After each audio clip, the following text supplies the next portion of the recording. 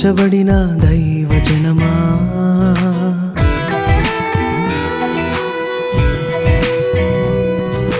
భయపడకు జడియకుము, ఆయన నీతో ఉన్నాడు. దేవుని చేత ఏర్పరచబడిన దైవజనమా, భయపడకు జడియకుము, ఆయన నీతో ఉన్నాడు. రహస్య స్థలములలో దాచబడిన ధనము నీ కొరకే, నీ కొరకే, అది నీ కొరకే. తల్లి ఆయనే, తండ్రి ఆయనే, ఓ సోదరా, లాలించును పాలించును, నిన్ను కాపాడును. తల్లి ఆయనే, తండ్రి ఆయనే, ఓ సోదరి, లాలించును పాలించును, నిన్ను కాపాడును.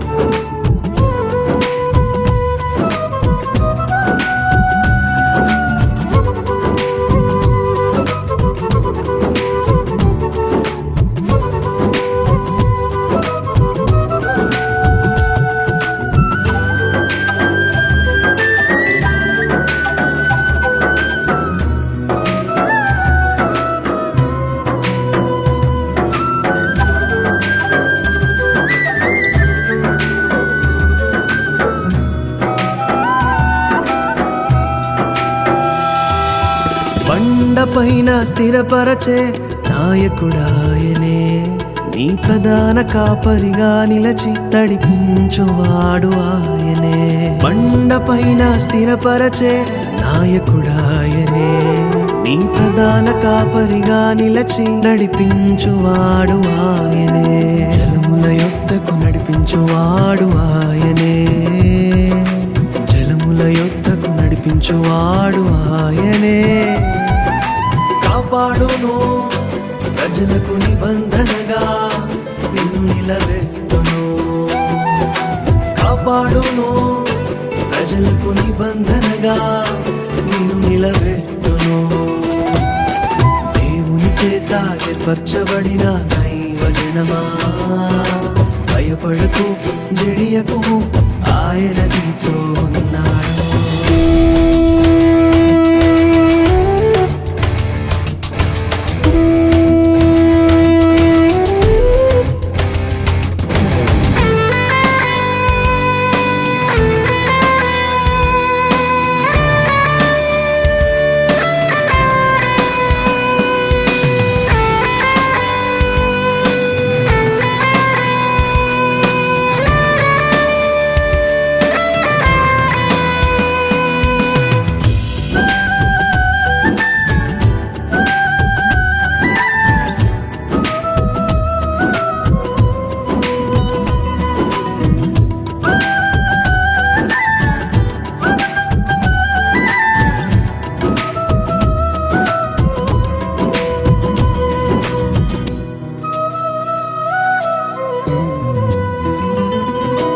నీటి కాలువల యొద్దకు నడిపించి ఉన్నాడు, నూనెతో నీ తల అంటి ఉన్నాడు. నీటి కాలువల యొద్దకు నడిపించి ఉన్నాడు, నూనెతో నీ తల అంటి ఉన్నాడు. నిన్ను జ్ఞాపకము చేసుకొనే దేవుడు ఆయనే, నిన్ను జ్ఞాపకము చేసుకొనే దేవుడు ఆయనే. శత్రువే ఇక లేడని నీకు వాగ్దానం ఇచ్చాడు, శత్రువే ఇక లేడని నీకు వాగ్దానం ఇచ్చాడు.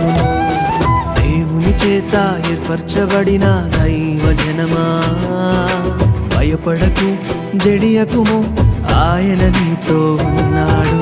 రహస్య స్థలములలో దాచబడిన ధనము నీ కొరకే, నీ కొరకే, అది నీ కొరకే. తల్లి ఆయనే, తండ్రి ఆయనే, ఓ సోదరా, లాలించును పాలించును, నిన్ను కాపాడును.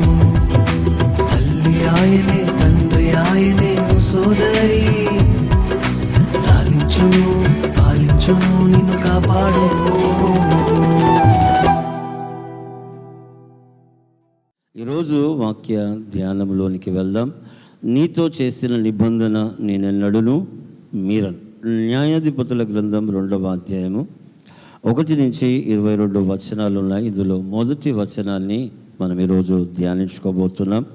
మొదటి వచనాన్ని చదువుదాం. యెహోవా దూత గిల్గాలు నుండి బయలుదేరి బోకీమునకు వచ్చి ఇలాగూ సెలవిచ్చాను, నేను మిమ్మును ఐగుప్తులో నుండి రప్పించి మీ పితరులకు ప్రమాణము చేసిన దేశమునకు మిమ్మును చేర్చి నీతో చేసిన నిబంధన నేనెన్నడూను మీరను. దేవుడు పరలోకం నుంచి తన దూతను పంపించి ఇశ్రాయేలు ప్రజలతో మాట్లాడుతున్నాడు. ఆ స్థలంలో దేవుడు దూత మాట్లాడిన తర్వాత వారి మీదికి వచ్చిన దేవుని ఉగ్రతను దేవుడు వారి శత్రువులకు అప్పగించి వారిని బాధించి వారికి శిక్ష విధి కలగజేయుటను గురించి వారికి వివరించగా, ఆ దూత వివరించిన వివరణ బట్టి ఏడ్చారు. ఆ స్థలంలో బాగా ఏడ్చారట.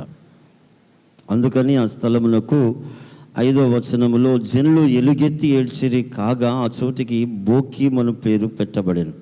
ఆ పేరుకు అర్థము ఏడ్పు అని అర్థం. ఆ స్థలములకు ఆ పేరు పెట్టి అక్కడ విపరీతంగా ఏడ్చారు కనుక ఆ పేరు వచ్చింది. ఎందుకు విపరీతంగా ఏడ్చారు అంటే, వారు దేవుణ్ణి ఎరగని ప్రజలుగా, దేవుని అద్భుత కార్యములను చూడని ప్రజలుగా ఉన్నారు. ఈరోజు ఒక తల్లిగా తండ్రిగా ఉంటున్న నీవు నేను నీ జీవితంలో నీ కుటుంబంలో జరిగినటువంటి ప్రతి అద్భుతాన్ని దేవుడు చేసింది నీ పిల్లలకు వివరించి చెప్పాలి.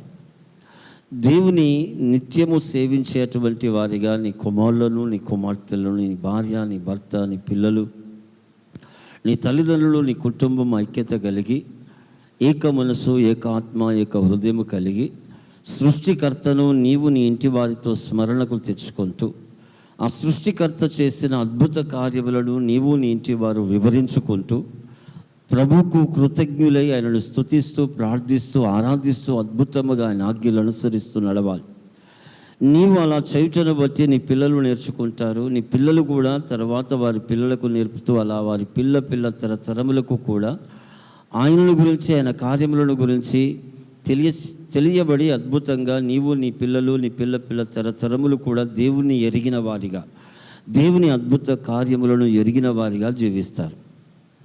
ఆమేన్, హల్లెలూయా. నేను మీకు ఒక విషయం చెప్పాలన్నా, ఎక్కువగా నేను దేవునితోనే గడుపుతాను.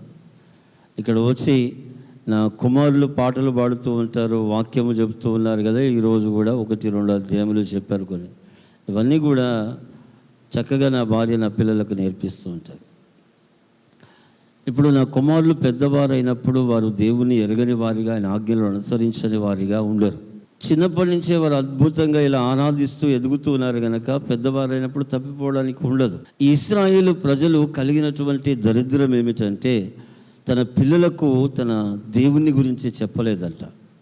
తన పిల్లలకు దేవుడు చేసిన అద్భుతమైన కార్యములను చెప్పలేదంట. ఐగుప్తులో ఆయన చేసిన 10 తెగుళ్ళను గురించి, 10 అద్భుతాలను గురించి, ఐగుప్తును గడగడలాడించి వారిని విమోచించి బయటికి తీసుకొచ్చిన విషయం చెప్పలేదంట.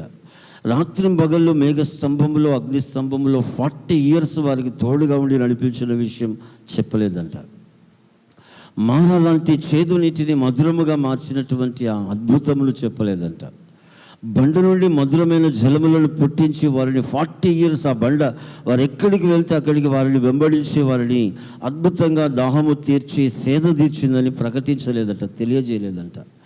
40 సంవత్సరాలు ఆకాశం నుంచి మన్నా కురుస్తూ ఉంటే వారు తిన్నారని చెప్పలేదంట. దేవుడు ప్రతి యుద్ధములో కూడా శత్రువుల మీద యుద్ధములో విజయాన్ని ఇచ్చాడని, సూర్యుని చంద్రుడిని ఆపివేశాడని చెప్పలేదంట. విజయం కోసం, ఇశ్రాయేలు ప్రజల విజయం కోసం సృష్టి యొక్క కాల గమనములో ఒక అద్భుతమైన మార్పు చేశాడని చెప్పలేదంట. దేవుణ్ణి ఎరగని, ఆయన యొక్క కార్యములను ఎరగని కడుదీన స్థితిలో ప్రజలు బ్రతికారంట. అందుకని దేవుణ్ణి ఎరగని, ఆ కార్యములను ఎరగని తరం ఒకటి పుట్టినప్పుడు దేవుని ఉగ్రత వారి మీదకి వచ్చి వారికి శిక్ష అనేది అనుగ్రహించబడ్డది. అంతటి శిక్ష విధి కలిగిన స్థితిలో వారు ఉంటే అప్పుడు పశ్చాత్తాపడి వారిని కొందరు అప్పటి నుంచి కొందరి న్యాయాధిపతులను ఏర్పాటు చేసి 2వ అధ్యాయంలో ఆ న్యాయాధిపతుల ద్వారా వారిని రక్షించడం ప్రారంభించాడంట. దేవుడు తనను ఎరగని, తన కార్యములను ఎరగని ఒక తరము పుడితే ఆ తరమునకు దేవుడు చేసినటువంటి తన పితరులతో, వారి పితరులతో చేసిన ఆయన నిబంధనలు మీరక ఆ ప్రమాణమును, ఆ నిబంధనను, ఆ వాగ్దానములను జ్ఞాపకము చేసుకొని కొందరు ప్రవక్తలను భూమి మీద న్యాయాధిపతులను పుట్టించి వారి ద్వారా రక్షించాడంట. అక్కడ రాయబడిన మాట 16వ వచనములో, ఆ కాలమున యెహోవా వారి కొరకు న్యాయాధిపతులను పుట్టించెను, వీరు దోచుకొని వారి చేతిలో నుండి ఇశ్రాయేలు ప్రజలను రక్షించిరైతే వారు ఇంకా న్యాయాధిపతుల మాట వినక తమ పితరులు యెహోవా ఆజ్ఞను అనుసరించిన మార్గము నుండి త్వరగా తొలగిపోయి ఇతర దేవతలతో వ్యభిచరించి వాటిని నమస్కరించిరి. తమ పితరులు ఆ ఆజ్ఞలను అనుసరించినట్లు వారు నడవకపోయిరి. దేవుడు అయిన న్యాయాధిపతులను పుట్టించి వారికి బాధిస్తున్న వారి శత్రువుల చేతిలో నుంచి రక్షిస్తూ, విడిపిస్తూ, ఆయన న్యాయాధిపతుల ద్వారా దేవుని మాటలు, ఆయన ఆజ్ఞలు బోధిస్తూ, వివరిస్తూ ఉంటే వాటిని అనుసరించక త్వరగా తొలగిపోయి వారు మరలా ఇష్టానుసారంగా నడవడం ప్రారంభించారు. ఎలాంటి ప్రజలకు ఈ న్యాయాధిపతులు పుట్టి రక్షించారు? ఈ న్యాయాధిపతులను దేవుడు పుట్టించి వారికి బోధించాడంటే 10వ వచనం ఉంది. ఆ తరము వారందరూ తమ పితరుల యొద్దకు చేర్చబడిరి. వారి తరువాత యెహోవానైనను ఆయన ఇశ్రాయేలీయుల కొరకు చేసిన కార్యములైనను ఎరగని తరం ఒకటి పుట్టగా, ఎలాంటి భయంకరమైన తరానికి న్యాయాధిపతుల ద్వారా బోధిస్తే, రక్షిస్తే, రక్షించిన వారి మాట కూడా వినలేదంట. సరే, బోధిస్తే వినలేదు, కానీ వీరి ద్వారానే దేవుడు వారిని రక్షించిన తర్వాత కూడా వారి మాట వినక త్వరగా తొలగి ఇష్టానుసారంగా నడవడం ప్రారంభించారు. అలాంటి వారితో కూడా ప్రభు అంటున్నాడు ఏమంటే, నేను మీతో చేసిన నిబంధనను నేనెన్నడూ మీరను. ఎంత గొప్ప దేవుడు అండి! ఇటువంటి వక్ర జనముతో, ఇలాంటి దుష్టత్వము కలిగిన ప్రజలతో, ఇలా త్వరగా తొలగిపోయి తమ ఇష్టానుసారంగా నడిచే ప్రజలతో నేను నా నిబంధనను ఎన్నడూ మీ ఎడల మీరను, నా నిబంధన నేను నెరవేరుస్తాను అని తనకు న్యాయాధిపతులను పుట్టించి న్యాయము చేశాడు. అయితే ఎవరిని పంపించాడు? వీరి కొరకు మొదట పరలోకం నుంచి దూతలను పంపించాడు. ఆ తరువాత న్యాయాధిపతులను పుట్టించాడు. అయితే ఈ దూతలు 3 రకాలుగా ఉంటారు. సమూయేలు ఈ గ్రంథాన్ని, ఈ అధ్యాయాన్ని 3 భాగాలుగా విభజించి మనకు వివరించినట్లుగా దూతలు కూడా 3 రకాలు ఉంటారు. మొదటి రకము దూత నిత్యము దేవుణ్ణి ఆరాధిస్తూ ఆయనను మహిమపరిచేటువంటి ఒక సమూహం. రెండవ దూతలు మిఖాయేలు సమూహం. ఈ దూతలు యుద్ధము చేసి యుద్ధములో విజయాన్ని, దేవుని పక్షమందు వెళ్ళి శత్రువుతో యుద్ధము చేసేటువంటి దూతలు. మూడవ రకం ఆయన పనులను జరిగించేటువంటి, ఆయన కార్యములను, ఆయన మాటలను, ఆయన సమాచారాన్ని ప్రజలకు అందించే, ఎక్కడికైనా కావాలంటే అందించేటువంటి సమూహం. అయితే ఈ యొక్క దూత కూడా వచ్చి వారికి దేవుని సమాచారం అందించాయి. దేవుడు మీతో చేసిన నిబంధన ఆయన ఎన్నడూ మీరడు, మీరే జీవిస్తున్నారు, ఆయనను ఎరగక జీవిస్తున్నారు.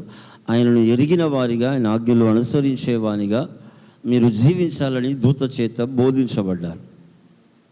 అక్కడ ఆ తర్వాత న్యాయాధిపతులను పుట్టించి వారి ద్వారా కూడా వారిని రక్షిస్తూ వారికి బోధిస్తూ వచ్చాడు. ఈ దూతలు 3 ఎవరి దూతల పని వారే చేయాలి.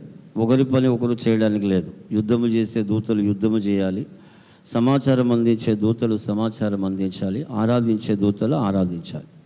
అయితే న్యాయాధిపతులు యొక్క దేవుని యొక్క ప్రవక్తలు, అపోస్తులు, సువార్తికులు, కాపర్లు, ఉపదేశకులు, ఆయన సేవకులకు ఉన్నటువంటి ఒక ఆధిక్యత, ఒక అద్భుతమైన దీవెన ఏమిటంటే, కీర్తనల గ్రంథం 8వ అధ్యాయంలో 5వ వచనం, ఆయన దేవుని కంటే కొంచెము తక్కువనిగా నరుని చేశాడంట.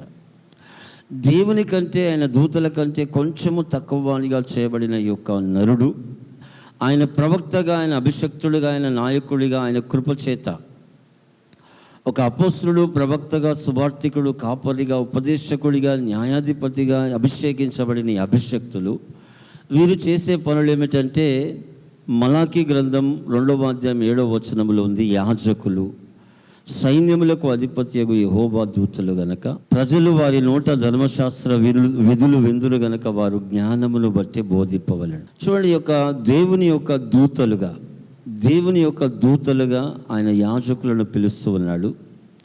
ఈరోజు భూమి మీద ఆయన యాజకులుగా ఉన్నవారు ఆయన దూతలు చేసే పరిచర్య చేస్తూ ఉన్నారు.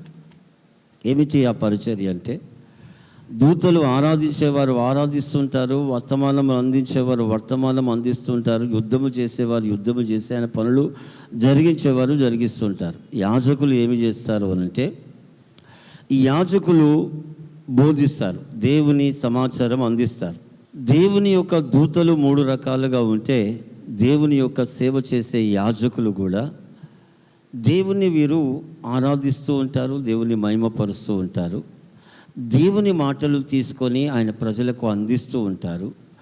దేవుని ప్రజల పక్షమందు వారిని రక్షించుటకు వీరు ప్రార్థన అనే యుద్ధ భూమిలో నిలబడి వారి పక్షమందు ప్రార్థన చేసి వారికి ఉన్న శత్రు బంధకాల నుంచి, ప్రతి పాపము శాపము నుంచి, ప్రతి కీడు మంత్రము నుంచి, ప్రతి వేదన దుఃఖము నుంచి, ప్రతి వ్యాధి బాధ నుంచి, ప్రతి చీకటి ప్రభావము మాంత్రిక క్రియల నుంచి, ప్రతి విధమైనటువంటి దయ్యపు కాడి నుంచి విడుదల కలుగునట్లు వారి పక్షమందు యుద్ధము చేస్తారు. యాజకులే దానియేలు గ్రంథములో అద్భుతంగా 10వ అధ్యాయంలో ఇలా వివరిస్తున్నాడు. దానియేలు 13వ వచనంకి వచ్చేసరికి గాబ్రియేలట దేవుని వర్తమానం తీసుకొని వస్తున్నాడు. దానియేలు చేసే ప్రార్థనకు జవాబు మొదటి దినమే ఇవ్వబడింది. ఆ జవాబు ఇవ్వడానికి వస్తూ ఉంటే పారసీక దేశపు అధికారి అడ్డగించాడంట. 21 దినములు అడ్డగిస్తూ ఉంటే 21వ దినమందు తప్పకుండా దానియేలుకు తన ప్రార్థనకు ఫలమైన యుద్ధకు వెళ్ళాలి. ఆయన 21 దినములే ఈ ప్రార్థన చేయుటకు పూనుకున్నాడని 21 దినములు కూడా ఈ యొక్క పారసీక దేశపు రాజ్యాధికారితో ఈ గాబ్రియేలు యుద్ధము చేస్తూ వచ్చాడు. వర్తమానము తీసుకొని రావాల్సిన గాబ్రియేలు అడ్డగించబడుతుంటే ఆటంకం నుంచి విడుదల పొంది వెళ్దాం అనుకుంటే ఎంతకు అది సాధ్యము కాలేదు. మిఖాయేలు నేరుగా ఆ యొక్క పారసీక రాజుతో యుద్ధము చేస్తూ ఉంటే, నువ్వు వెళ్ళి ఆ యొక్క వర్తమానం ఇవ్వమంటే దానియేలు దగ్గరికి గాబ్రియేలు వచ్చి వర్తమానం అందించాడు. దూతలు ఎవరు చేసే పని వారే చేయాలి.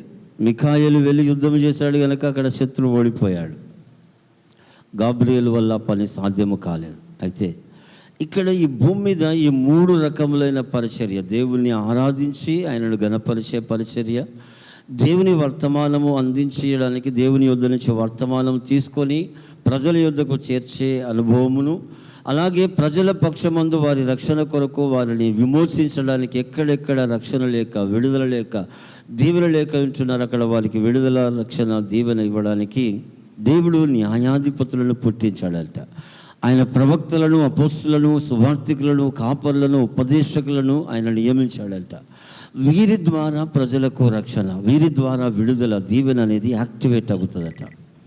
ఈ 3 పరిచర్యలు చేసేటువంటి భాగ్యము పరలోకములో ఉన్న దూతలకు లేదు. కానీ ఈ భూమి మీద ఆయన ప్రజలుగా, ఆయన అభిషక్తులుగా అభిషేకించబడిన వారికి ఈ 3 పరిచర్యలు చేసే అభిషేకము, అధికారము, ఆత్మబలము, దీవెన, అభిషేకము, నడిపింపు ఉన్నది. Praise the lord. ఆనాడు ఇశ్రాయేలు ప్రజలకు ఆయన దూతను పంపి చెప్పించిన అదే మాట ఈరోజు ఈ దీన ఆయన దాసుడనైన నా ద్వారా కూడా ఇక్కడ ఉంటున్న మనందరితో, నాతో ప్రభు మాట్లాడుతున్న మాట ఏమిటంటే, నేను నీతో చేసిన నిబంధన నేనెన్నడూ మీరను. పక్కవారితో చేయించి చెప్పండి, నా దేవుడు నీతో చేసిన ఆయన నిబంధన ఆయన ఎన్నడూ మీరడు. ఆయన దాసులుగా ఉన్నటువంటి నా ద్వారా కూడా అందిస్తున్నాడు. ఏమంటున్నాడంటే, ఏలయనగా దేవుడు తాను పంపిన వానికి కొలత లేకుండా ఆత్మను అనుగ్రహించును గనక ఆయన దేవుని మాటలే పలుకును. ఈ అభిషక్తుల యొక్క మాటలు ఏమై ఉంటాయంటే, దేవుని చేత పంపబడిన వారు గనక వీరు కొలత లేని ఆత్మతో ఉంటారు కనుక వీరు దేవుని మాటలే పలుకుతారు, వీరు సొంత మాటలేమి పలకరు. కాబట్టే ఇక్కడ నిలబడి మేము ధైర్యముగా చెప్తాం, ఇలాగున జరుగుతుంది అని చెప్తాం. ఇప్పటి నుంచి ఇక ఒక్కొక్క బ్లెస్సింగ్ విడుదలవుతూ ఉంటుంది, రిసీవ్ చేసుకుంటూ ఉండండి. ఇక ఆది కాండంలోనికి వెళ్దాం. 17వ అధ్యాయంలోనికి వెళ్దాం. 2వ వచనం ఒకటే చదివేద్దాం. నాకును నీకును మధ్య నా నిబంధనను నియమించి నిన్ను అత్యధికముగా అభివృద్ధి పొందించేదనని అతనితో చెప్పాను. ఎందుకు దేవుడు ప్రత్యక్షమయ్యాడు? అంటే ఆ కాలంలో ఈ భూమి మీద ఎవరు లేరు, న్యాయాధిపతులు లేరు, ప్రవక్తలు లేరు, అపోస్తులు, సువార్తికులు, కాపర్లు, ఉపదేశకులు ఎవ్వరూ లేరు. ఆ కాలంలో ఉన్నదల్లా దేవుడన్నా దర్శించాలి, దేవుని దూతలన్నా దర్శించి మాట్లాడాలి. అయితే ఈ దూత చెప్పినటువంటి మాట ఏమిటంటే అబ్రహాముకి ఇచ్చిన వాగ్దానం గురించే. నీతో నేను చేసిన నిబంధనను నేను ఎన్నడూ మీరను అని దూత ఆయన గురించిన నిబంధనను ఇశ్రాయేలు ప్రజలకు తెలియచేసింది. ఆ నిబంధన ఏమిటంటే దేవుడు ప్రత్యక్షమై అబ్రహాముతో అంటున్నాడు, అబ్రహామా, నాకును నీకును మధ్య నా నిబంధనను నియమించి నిన్ను అత్యధికముగా అభివృద్ధి పొందించేదనని అతనితో చెప్పాను. ఏమన్నాడు దేవుడు? అబ్రహామా, నీకును నాకును మధ్య నిబంధనను నియమించి నిన్ను అత్యధికముగా అభివృద్ధి పొందించేదను. Praise the lord. ఇంకా అక్కడ రాయబడింది అత్యధికముగా. అయితే నీకును నాకును మధ్య నిబంధనను స్థిరపరిచి నిబంధనను నియమించి నిన్ను అత్యధికముగా అభివృద్ధి పొందించేదను అంటున్నాడు. ఆ తర్వాత ఆ మాటని దేవుడు యొక్క అబ్రహామును కాస్త అబ్రహాముగా మార్చన్నాడు. అబ్రహామా, ఇక మీదట నీ పేరు అబ్రాము కాదు, అబ్రహాము అని పిలువబడను. అబ్రహాము అనగా అర్థం ఏమిటట అంటే జనములకు తండ్రి. ప్రైజ్ ది లార్డ్, హల్లెలూయా. అబ్రహాము అంటే అర్థం ఏమిటి? జనములకు తండ్రి. అసలు కుమారులు లేరు, కుమార్తెలు లేరు.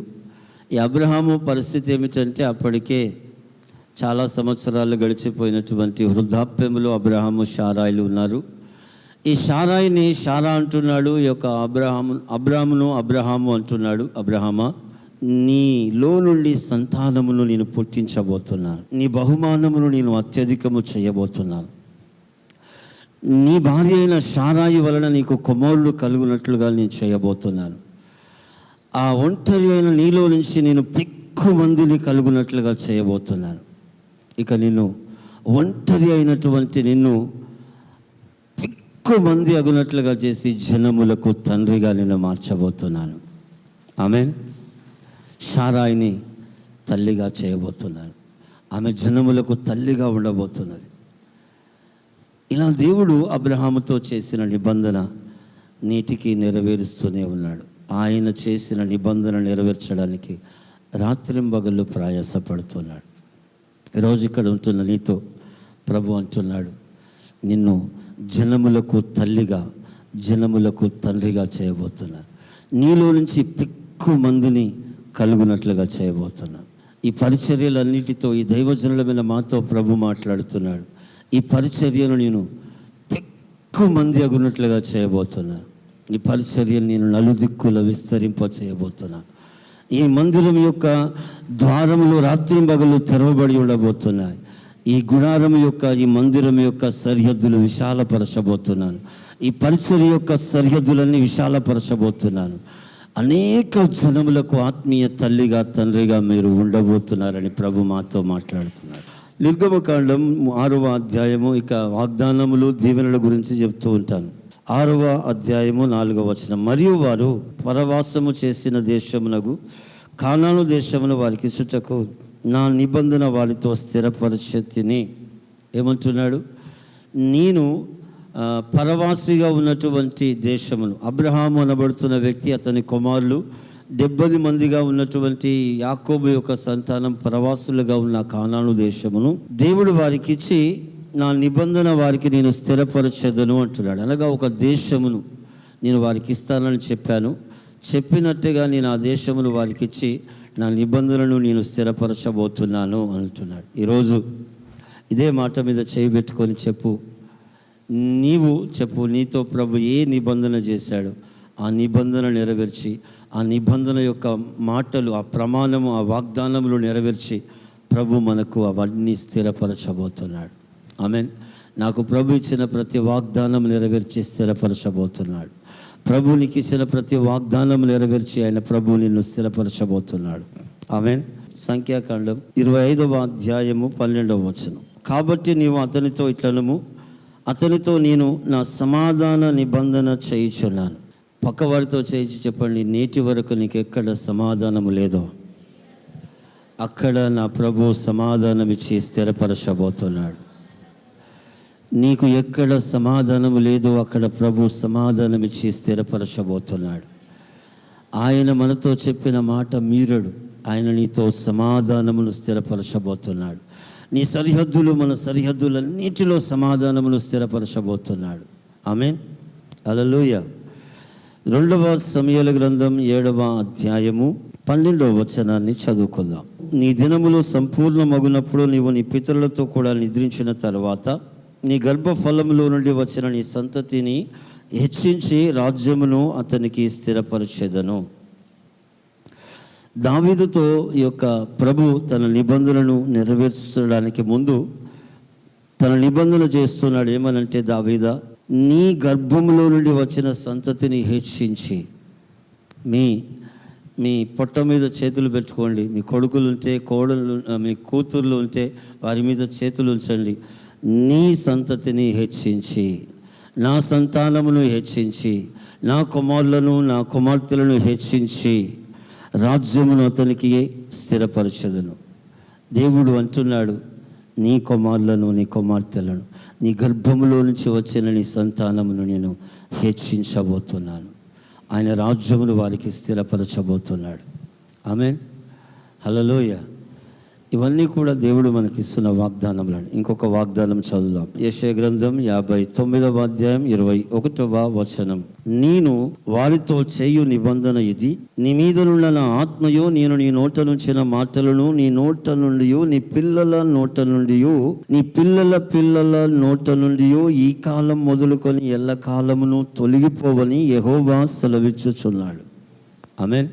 ఎందుకు అంటున్నాడంటే, ఒక తరము వచ్చిందంట, దేవుణ్ణి ఎరగని వారు, ఆయన కార్యములను ఎరగని వారు పుట్టారంట. అయితే మన గురించి అంటున్నాడు, అలాంటి సంతానము నీకు పుట్టదు నా కుమారుడా, నా కుమార్తె.